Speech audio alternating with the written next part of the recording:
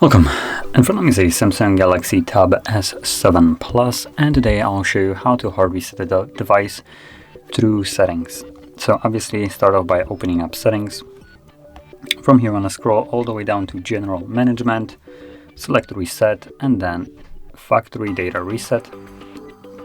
Now once you tap on it, will give you a message that performing this will remove a bunch of things. So probably most important ones will be things like your installed apps, music, pictures.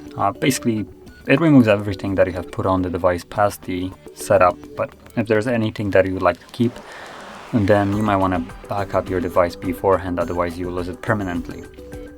Now, assuming you have already backed up your device or you simply don't want to, tap on Reset and then delete all, and the process will begin. Now, this will take about a minute to like 2 minutes, maybe a little bit more.